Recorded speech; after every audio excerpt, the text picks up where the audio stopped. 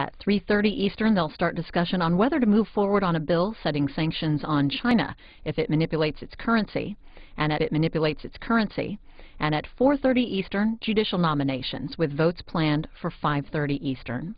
Live coverage now of the Senate here on C-SPAN 2. Black will lead the Senate in prayer.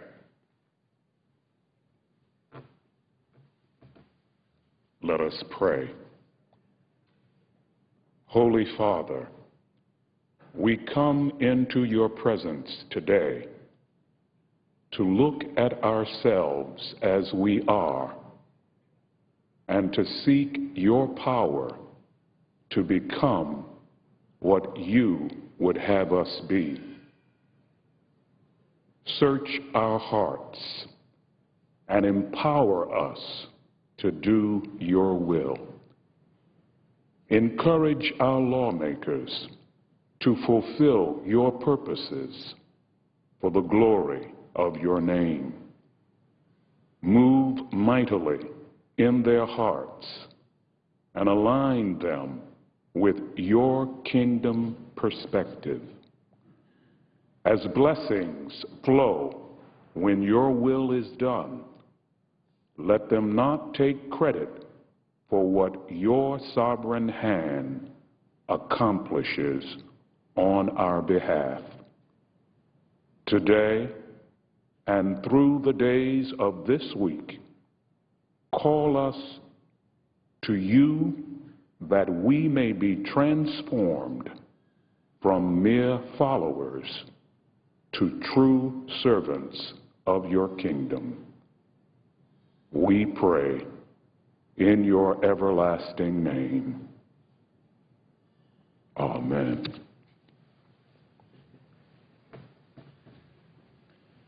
Please join me in reciting the Pledge of Allegiance to the flag. I pledge allegiance to the flag of the United States of America and to the republic for which it stands, one nation, under God, indivisible, with liberty and justice for all.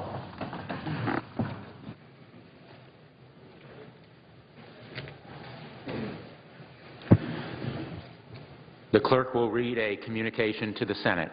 Washington, D.C., October 3, 2011. To the Senate. Under the provisions of Rule 1, Paragraph 3 of the Standing Rules of the Senate, I hereby appoint the Honorable Richard Blumenthal, a senator from the state of Connecticut, to perform the duties of the chair. Signed, Daniel K. Inouye, President pro tempore.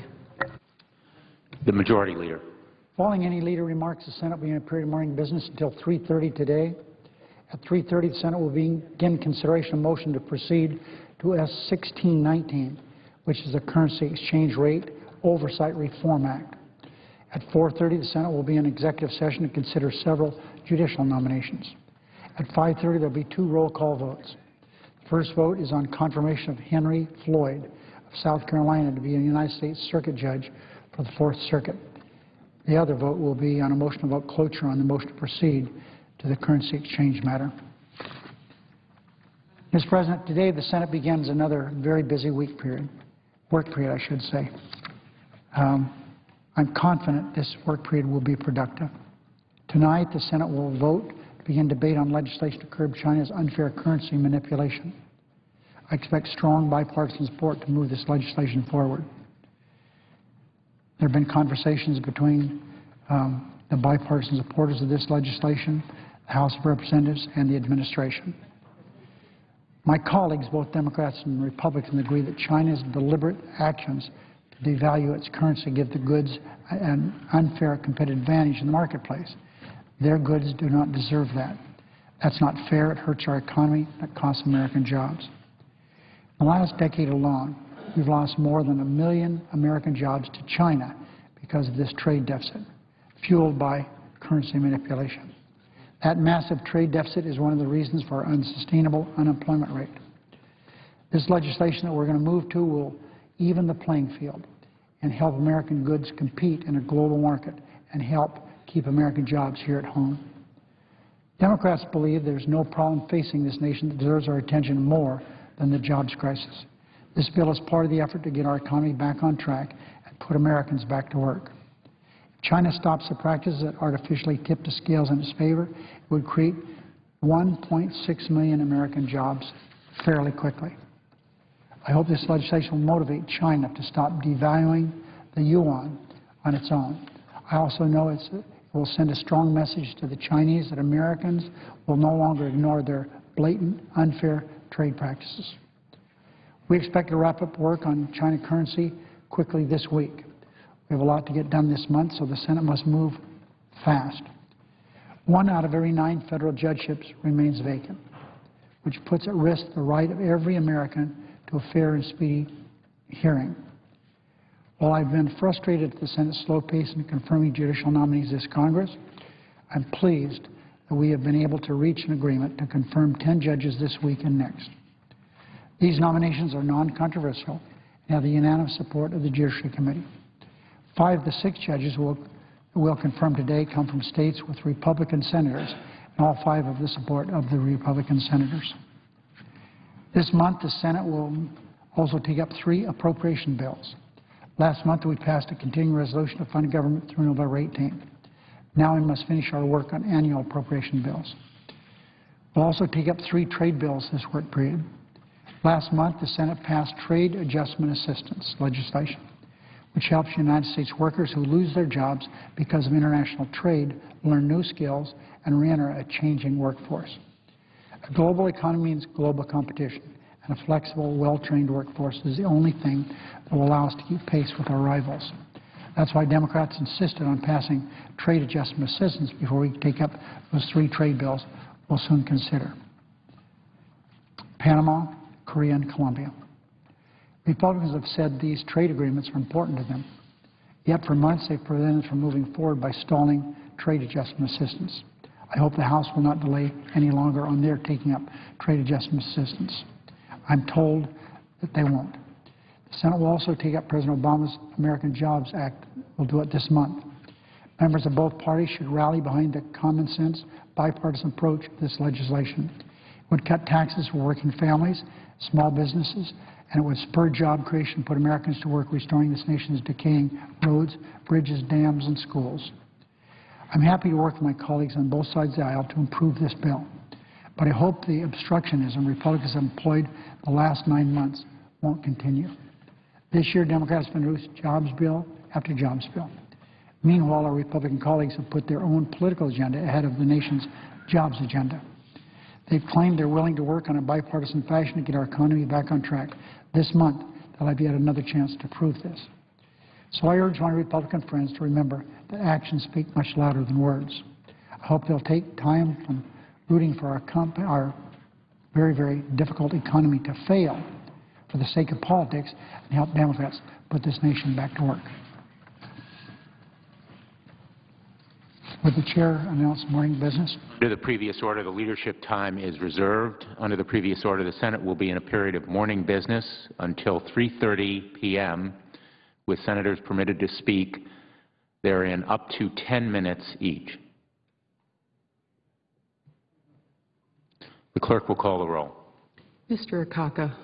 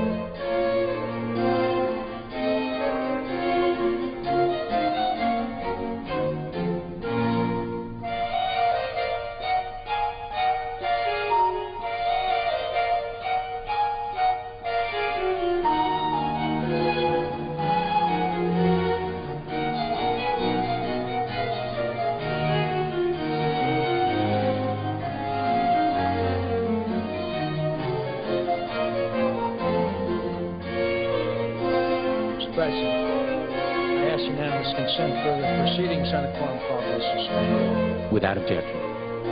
Mr. President, I paid attention to the remarks made by the Majority Leader concerning the upcoming schedule for the next week or two or 3 weeks, and the fact that we are now considering the motion to proceed to a bill pertaining to Chinese currency. I understand very well that it's the prerogative of the Majority Leader to set the legislative agenda of the Senate, and I respect that prerogative. But I have to express some amazement that the issue of the Chinese currency is taking precedence over the myriad of other important issues that we should be acting on.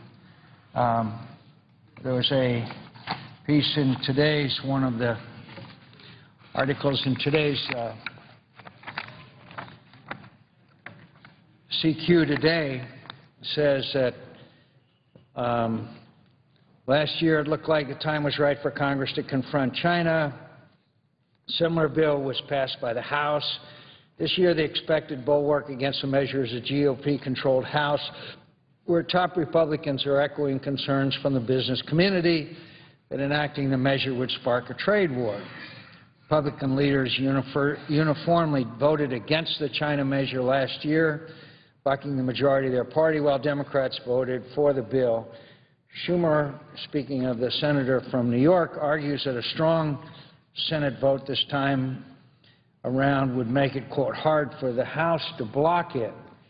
but an aide to House Majority Leader Eric Cantor of Virginia says there are no plans to vote on China currency legislation.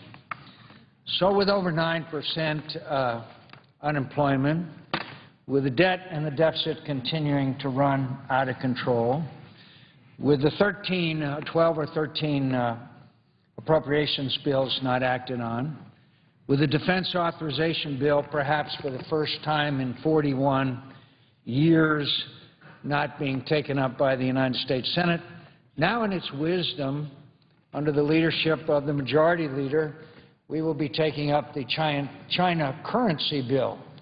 China currency is an important issue. I think that it's worthy of debate and discussion in happier times.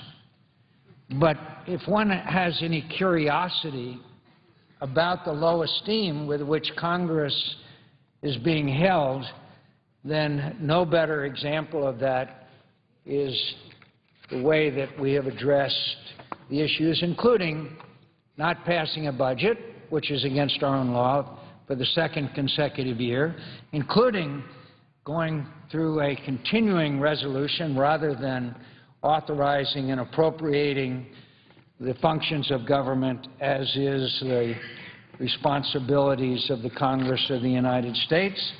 And here we are, as I said, unemployment 9.1% with an estimated 14 million Americans out of work, 228,098 homes in foreclosure nationwide, a jump from 7% from July to August this year.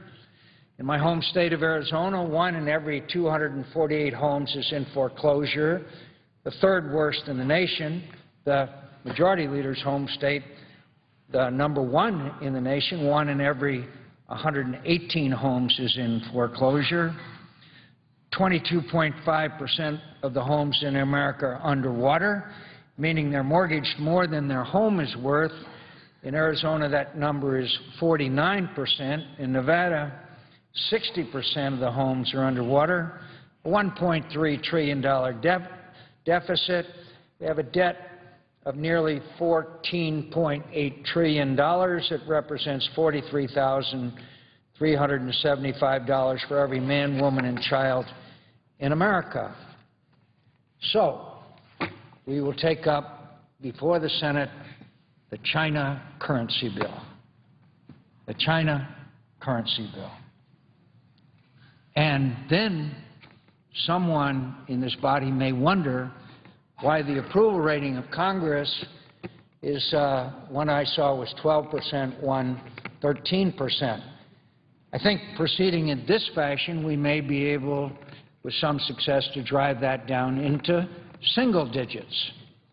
I hold town hall meetings, as most of my colleagues in Congress do as well, and people are very angry at Congress. We understandably look at the President's approval ratings. Then I would urge my colleagues to look at those approval ratings of Congress. As I've often said and probably worn out the line, we are now have such high rates of disapproval that we are down to blood relatives and paid staffers. So here we are, also the fiscal year having begun on the 1st of October. For the first time in 41 years, apparently we're not going to schedule or pass a defense authorization bill. The defense authorization bill is, in my view, and it is a biased view because of my membership on that committee for so many years, but not totally biased, authorizes pay and personnel. It budgets training and equipping the Afghan security forces. It fully supports the request of $1.75 billion in coalition support, fully supports the budget request to support the activities of the Office of Security Cooperation in Iraq, increases the funding for cyber security initiatives, provides a provision that would require DoD to acquire and incorporate capabilities for discovering previously unknown cyber attacks on its networks. It covers missile defense, strategic capabilities, nuclear safety, nuclear proliferation. It supports crucial defense modernization programs. My friends, there is no more compelling requirement than that of the defense of this nation. The Armed Services Committee, of which I am a proud member, and work in a bipartisan fashion with the senator, the distinguished chairman, Senator Levin from Michigan, we put in long hours, and we scrutinize and we study and we have hearings, and we try to do the people's work in the vital and important mission of defending this nation. And so now the fiscal year has expired. We're operating on a, quote, continuing resolution. And what is the issue before the body, the august body, the world's greatest deliberating body, according to some? The China currency bill. China currency bill, which we expect to take up for the entire week, which, according to any reliable report, will never see the light of day in the other body. Now, there have been controversies surrounding the defense authorization bill, not only this year, but in previous years. I strenuously objected last year to the repeal of the Don't Ask, Don't Tell being included in defense authorization until we had a chance to assess the effect on morale, readiness, recruitment, and battle effectiveness, which was the view of the majority of the chiefs of the services. The year before, we took up hate crimes bill and put it on the defense authorization bill. My objection was that it had nothing to do with our nation's defense. But there are many issues that need to be addressed, many issues concerning detainee treatment, concerning other issues which are controversial.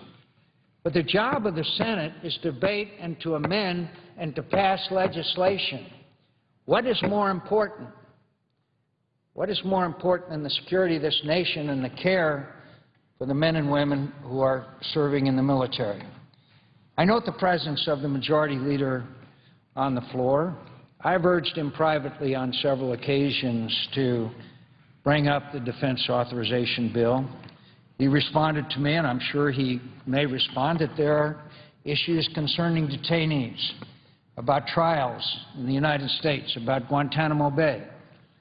And my response to the Majority Leader has been, those are issues that the Senate should debate. Those are the issues that the Senate should make its judgment on. And I assured him, and I assure him again, that I will consider the objections and reservations that the President and the executive branch has to some provisions in the bill, particularly concerning detainee treatment. And I do give great deference to the view of the executive branch and the President of the United States. But that doesn't mean we shouldn't take up the bill. It doesn't mean we shouldn't take up the defense authorization bill and the appropriations bills following. First we authorize, then we are supposed to appropriate. Senator from Nevada, the distinguished Majority Leader, and I came to the Senate together more years ago than we would like to remind some of our colleagues. But 20-some years ago, when we came to this body, we regularly took up authorization and appropriations bills. We took them up one by one, and we had debate and we had amendments. And by the way, the practice of filling up the tree, which both sides of the aisle in this body are guilty of, was not heard of in those days. So I know that the Majority Leader's time is valuable. I would just remind my friends that the legislative calendar, which is here, are awaiting consideration. Here are just a few of the authorizing bills awaiting consideration. The Senate Armed Services Committee has approved the National Defense Authorization Act for fiscal year 2012. The Committee on Homeland Security and Governmental Affairs has approved the Department of Homeland Security Authorization Act. The Senate Finance Committee has approved the Airport and Airway Trust Fund Reauthorization Act. The Senate Environment and Public Works Committee has approved the Surface Transportation Extension Act, and today is October the 3rd day of fiscal year 2012. And guess how many of the 12 annual appropriations bills have passed this body? The answer is 1. Why not bring these? There have also been, if not, it's not as if the bills are not ready for floor consideration. They've been cleared and placed on the legislative calendar. So why not bring them to the floor for debate and amendments? The Agricultural Appropriations Bill, the Commerce, State, and Justice Appropriations Bill. All of these, by the way, should have been preceded by authorizing legislation.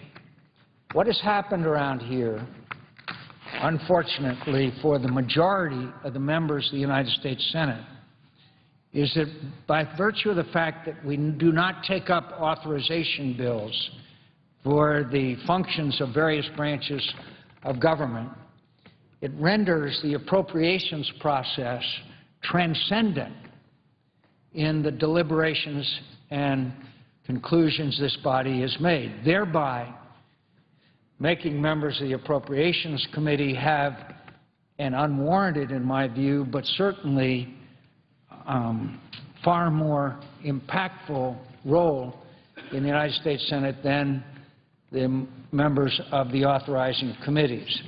I intend to continue to work, this body and some of the newer members, to change that process, to require appropriations bills to reflect the authorizing committee's legislation, that the Appropriations Committee not be permitted to authorize, which is not their role, which over the years have become more and more prevalent and routine. My office resides in the Russell Senate Office Building, named after a distinguished chairman of the Defense Authorization Committee, the National Defense Committee, the committee on which the Armed Services Committee, of the committee on which I reside. He's a distinguished chairman of the Armed Services Committee, a distinguished member of this body. I'm sure that if he were on this floor today, that former distinguished chairman of the Armed Services Committee would be making the same remarks I am today. The responsibilities, not the privileges, but the responsibilities of those of us on the authorizing committees, including the Armed Services Committee this year, have been abrogated and overcome by a process which is clearly gridlocked. I will reserve the right, Mr. President, I recognize the presence of the Majority Leader on the floor, so I will yield to the Majority Leader and then return to my remarks following his. The Majority Leader. Mr. President, the speech given to my friend, the senior senator from Arizona, is a speech that I could give, because he's absolutely right. We have so much we have to do. But we've had a problem because of the Republicans in the Senate. We've spent basically 100% of our time these last 9 months on 2 issues that should have taken a matter of a few hours. It's taken months and months. The continuing resolutions. Excuse me, Mr. President. We voted on continuing resolutions for 1 week, 2 weeks, went on and on for months trying to fund government 2-3 days ago, the 1st of October. That took months to get that done. And then as soon as we finished that, that little exercise was only preparation for the long-standing time that we had to spend on raising the debt ceiling, something that we had done with ease on scores of other times. Just during the 8 years of President Reagan, for example, we raised the debt ceiling for him 18 times. But we spent months on this continuing resolution and on the debt ceiling, and it prevented us from doing our work. So the words that my friend from Arizona has given about all the work that needs to be done doesn't include all the work that we have to do. I don't think there could be a more important piece of legislation right now, with the jobs being the way they are, than China currency. Everyone knows how they have manipulated their currency, which has been very, very difficult for our country. We've lost in the last 10 years because of that 2 million jobs that should be our jobs if the currency was fair, but it's not. It's manipulated. This is a jobs bill we're on today. It's a bipartisan piece of legislation that has been supported by large numbers of Democrats and Republicans. We've put this off for a long time. Now is the time to do that. We must send a message to the Chinese that we are serious.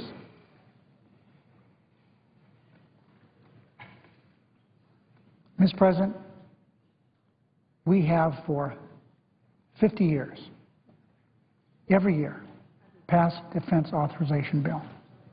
We need to do it this year. It's extremely important for a number of reasons. One is that these programs are important, just taking care of our soldiers, sailors, Marines, airmen. It sets funding levels for the weapons and ammunition programs and authorized activities of the armed forces around the world. It contains authorizations, new authorizations for programs that are extremely important to this country, including counter-narcotics efforts that are critical to our efforts around the world. This defense authorization bill is also a bill that has some of the best oversight of any of the work that we do. The Armed Services Committee does really good work in looking at the oversight of the military. This is a civilian oversight responsibility we have, and we need to complete that. So I agree with my friend from Arizona that it's vital that we get to this bill and pass it. But I also say, Mr. President, that in its present form, I'm going to have some difficulty bringing this bill to the floor. It contains provisions relating to the detention of terrorism suspects that, in the words of National Security Advisor John Brennan, would be, and I quote, disastrous. Would tie the hands of counterterrorism professionals by eliminating tools and authorities that have been absolutely essential to their success. To show you how extremely important it is that we do something about these provisions in this bill that are just wrong, both the Judiciary Committee in the Senate and the Intelligence Committee in the Senate have asked for hearings on this provision in this bill. I would also, just going back to my original subject on China trade, Mr. President, the House of Representatives is going to pass China trade. Everybody knows that now. A couple of months ago, that may not have been the case, but they'll pass that as soon as we do.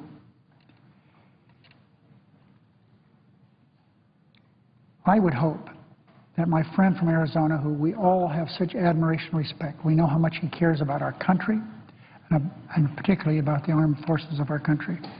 I wish he would consider doing what we did last year. We had another problem with the defense authorization bill, not from our perspective like it is today, but it was from his perspective, because he felt very strongly that the don't ask, don't tell should not be in the defense authorization bill. I disagreed with him vehemently. But we agreed to take that out of the bill and have a separate vote on don't ask, don't tell. Worked out fine. I moved that during the lame duck session. People criticized me for bringing it up, but it's something that I felt I had to do because that was an agreement that I had with people who cared a great deal about that, and I received lots of criticism because I took it out of the defense bill or had it taken out of the defense authorization bill. So I would say to my friend, the senator from Arizona, and he is my friend, that we take this provision out of this bill and bring it up, have an up or down vote on however they want to handle that. Let the Judiciary Committee and the Intelligence Committee do their work on this provision. It is really not a good provision. Since it was put in that bill, we've had some significant changes around the world, and it would be such a detriment to what we need to do to get these bad guys if this provision in the bill. So I would hope that my friend would treat this provision as I treated the Don't Ask, Don't Tell. He complained about that. I didn't think he was right, but I thought it was so important that we moved to the Defense Authorization Bill that it was taken out. We need to do that with this. It would be better for our country, it would be better for the Senate, and it would be better for the bipartisan work that we have to do around here. And I don't in any way criticize my friend from bringing this up. I've talked to him privately. I've talked to Senator Levin, the chairman of that committee, on a number of occasions, and I've expressed in the recent weeks that we have a problem with this provision. And in fact, I didn't know Senator from Arizona was going to be here today. And I have a letter in my office that I'm looking over. I was going to have hand delivered to Senator McCain and Senator Levin today, and I'll continue doing that. But the whole subject of my letter was to explain to them the problem with this. Mr. President. Senator from Arizona. Mr. President, I thank the Majority Leader for his comments. First of all, on the issue of China currency, I believe it's correct that the administration itself objects to this legislation, much less the other body taking it up. And I say with great respect to the Majority Leader and his knowledge of the economy and the jobs that have been lost to China,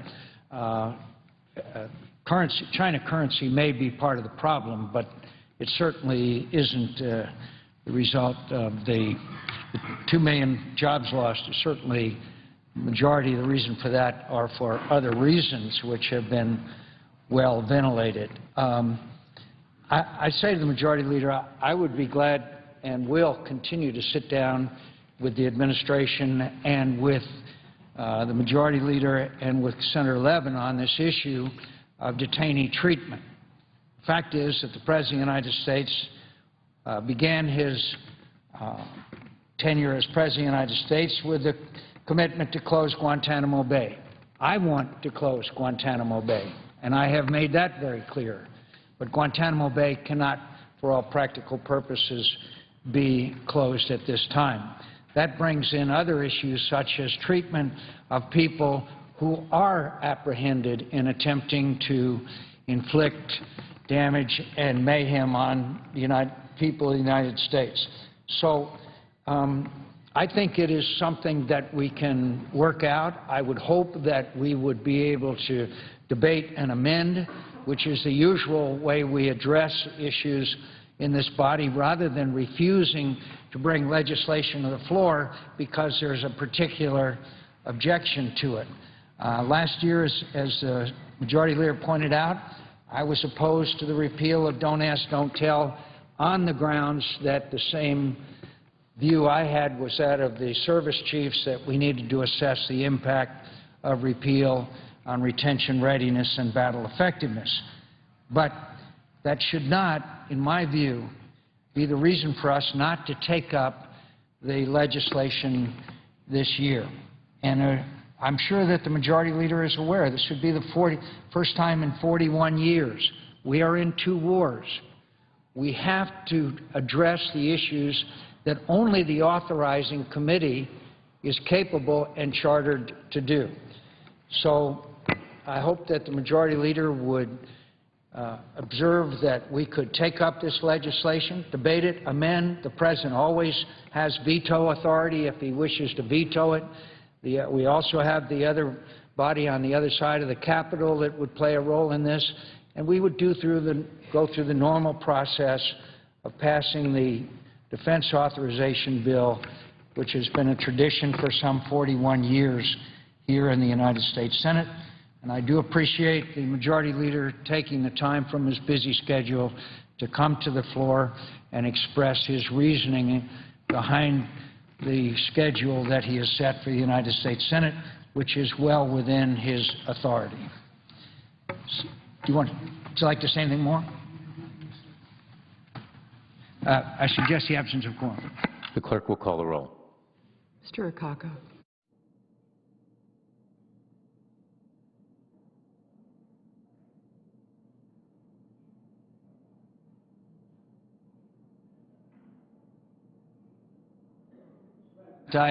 The senator from Arizona. Ask unanimous consent further proceedings on the quorum call be suspended. Without objections. As I was saying, Mr. President, we have only one of the 12 authorization bills have been considered by the Senate to date, which was the Military Construction Veterans Affairs Appropriations Bill. The Senate passed that bill on July 20th. Congress didn't enact a single one of the annual appropriations bills through the regular order last year, nor a budget last year or this year. What kind of message do we send the American people when they are suffering under unprecedented and unacceptable economic difficult times? We are sending the message that either we are unable or unwilling to address the issues that are affecting their very lives. When I go home and find people without jobs and with half of the homes underwater, when I find people out of work, when I pass by the shuttered and closed strip malls throughout my state of Arizona, obviously, and then hold a town hall meeting, obviously my constituents are angry and frustrated. And I don't know of a single town hall meeting that I've had, not a single one, where someone stood up and said, pass the China currency bill, and then our lives will be improved. I am sure that with some, the China currency bill is one of some importance and priority. Certainly, I don't think it's in the top 10 priorities of the people I represent in the state of Arizona. But our nation's security is important to my constituents. We have sizable military presence in Arizona. The National Defense Authorization Bill that has passed through the Armed Services Committee is very important to the people of this country and our security in these very uncertain times. I hope that the Majority Leader will agree to change his priorities and bring the bill to the floor, and I will continue to work to resolve the concerns that he or the administration have expressed concerning the legislation itself. But because the executive branch has concerns about legislation and objections to legislation, that should not prevent it from coming to the floor of the Senate. That should not be a reason why the Senate shouldn't exercise its responsibilities to debate, to amend, and to authorize all these much-needed priorities for the men and women who are serving our country with courage and efficiency, and it is our job to provide them with whatever they need to do their job in the most efficient fashion. Mr. President, I suggest the absence of a quorum. The clerk will call the roll. Mr. Akaka.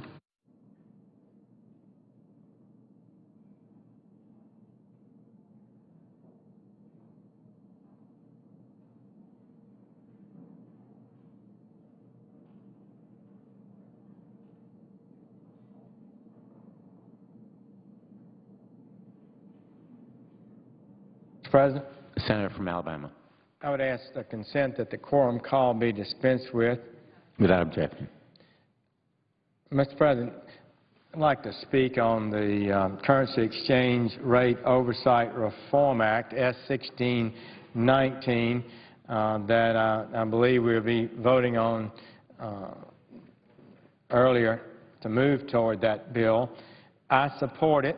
I respect my colleague from Arizona and his principled commitment to trade and vibrant competitive commerce in the world, and I acknowledge that our commitment to commerce and trade is fundamental to our nation. America has always been a country with open, ports and open markets, when trade is conducted properly, I'm convinced it creates a rising tide of prosperity in America and around the world. So I'm not against trade. More than that, the voluntary exchange of goods does, I think, promote free exchange of ideas. Trade has helped us export our values of a free democratic society. But like democracy itself, trade must operate under a set of rules and values.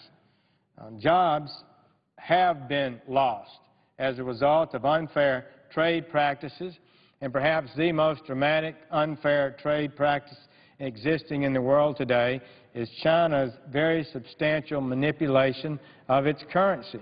30%, 40%, 25% alteration in the value of their currency, and it's created an extraordinary deficit that has cost jobs in this country. Whether it's 2 million or less than 2 million, it has cost jobs of decent, hard-working Americans. And it's occurred because of manipulation of the currency. It's a very real matter, and we need to fight for and defend aggressively every single job this country has. As against unfair trade practices, we need to say no. We're going to insist that the trade rules apply both ways, that we don't unilaterally accept virtually anything while some of our trading partners, and particularly China, systematically violates those. So I think fairness is the right thing here, and we must refuse to acquiesce and accept this existing trade practice.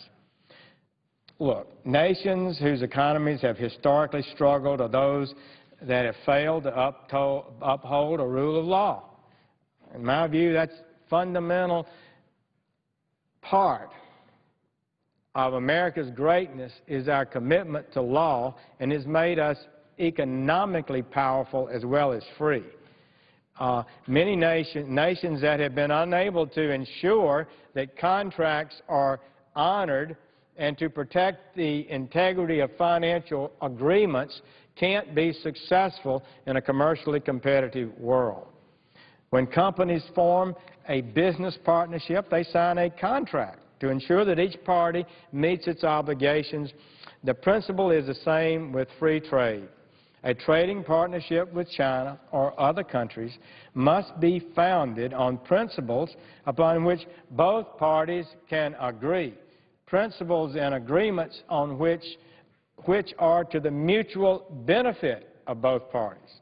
And it is the job of our leaders to negotiate these agreements on behalf of the American worker and not to stand against them. This is even more crucial with a nation like China, which relentlessly, through its political apparatus, seeks to advance its national interest. China's currency manipulation clearly puts American workers and U.S.-based businesses at a huge disadvantage, particularly during this time of economic hardship. This unfairness has got to be confronted. We've talked about it, but not confronted it. Most economists, almost all economists, agree that China intentionally undervalues its currency by as much as 30%. The Employment Policy Institute argues this. They say, quote, "This intervention makes the RMB, the Chinese currency, artificially cheap relative to the dollar, effectively subsidizing Chinese exports." Where? Most to the United States. So the devaluation of the currency is, I believe, clear, that it subsidizes exports of Chinese goods to the United States. They go on to say, quote, "Currency intervention also artificially raises the cost of U.S. exports to China." So our goods that go to China are higher in China than they would be, making Chinese less able to buy them than otherwise would be the case. The goods they ship to the United States come in cheaper than they otherwise would be, making them more attractive to American consumers. And this is a big factor in the surging and huge trade deficit between our countries. I think it's indisputable that that is so. So in other words, the Chinese give their products a 30% discount in the United States and make our exports cost 30% more in China. Few economists, I think, would argue with that. China's currency manipulation has been a major factor in the erosion of our nation's manufacturing base and left millions of workers without jobs. It is a factor in job loss in America. In my own state of Alabama, the EPI estimates, and I don't know if this is an accurate number or not. If it's, I'm sure it is. I'm sure we've lost jobs as a result of this currency manipulation. But this is the estimate the EPI has, that it has put more than 44,000 people out of work in Alabama since 2001. 44,000? We just celebrated a number of economic developments in my state, and we've been having some success over the years. We've got 3 automobile plants that investment from abroad. Each one has about 4,000 jobs. According to this study, we've lost 44,000 jobs to China as a result of this currency. Again, there's disputes about how much and how large the impact is, but I don't think there's any doubt that it's substantial, and we've been feeling it for years. Another recent study reached a similar conclusion. It was written up in the Wall Street Journal, and it found that regions exposed to trade, regions within the United States, exposed to trade from China, lose more manufacturing jobs and see an overall decline in unemployment than other areas do. They also found that exposure to Chinese imports led to larger increases. This is common sense, but they found, this study did, that exposure to Chinese imports that cost jobs in certain areas in the United States led to larger increases in unemployment insurance, government payments, food stamps, disability payments, and other government benefits. Based on data in the study, the $300 billion increase in Chinese imports since 1992, $300 billion increase, has cost the federal government more than $20 billion in such expenditures.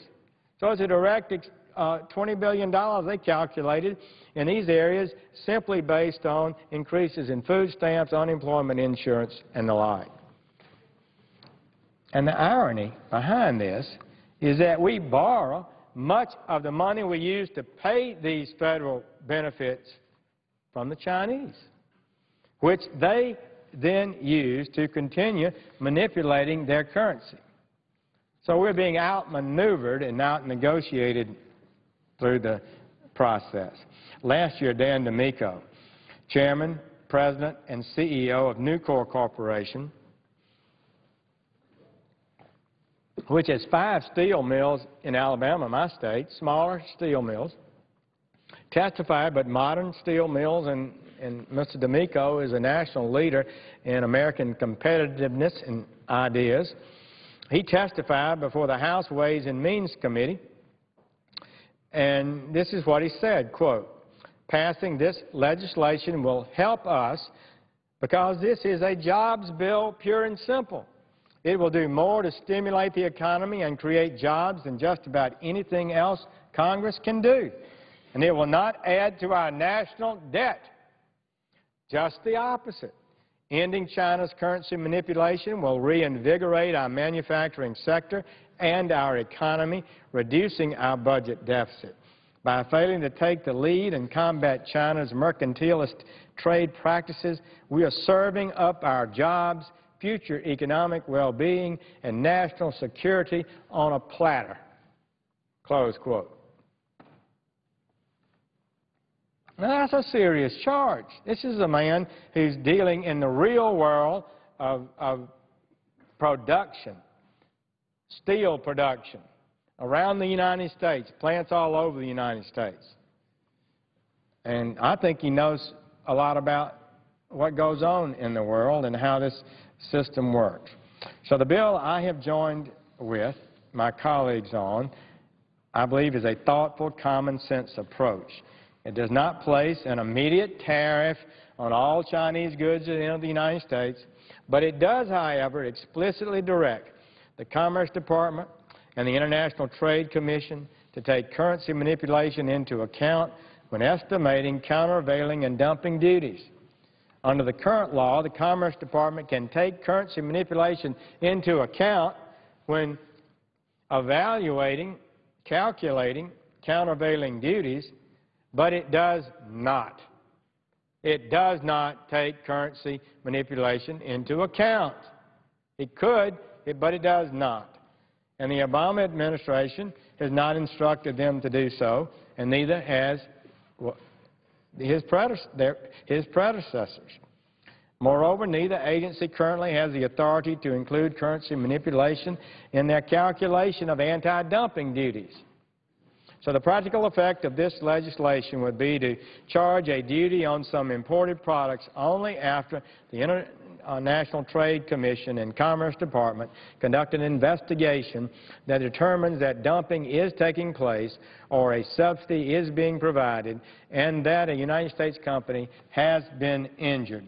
So a duty would only be applied if it can be proved that the exporting company violated WTO rules. In other words, this measure upholds the rule of law. Protectionism, rather, it's about protecting the principles that make free trade work. You can't have a free trade relationship if your trading partners aren't complying with the fundamentals, expectations of fair trading partners. If they're manipulating the... Mr. President, I'd ask for one additional minute to wrap up. Without objection. So we don't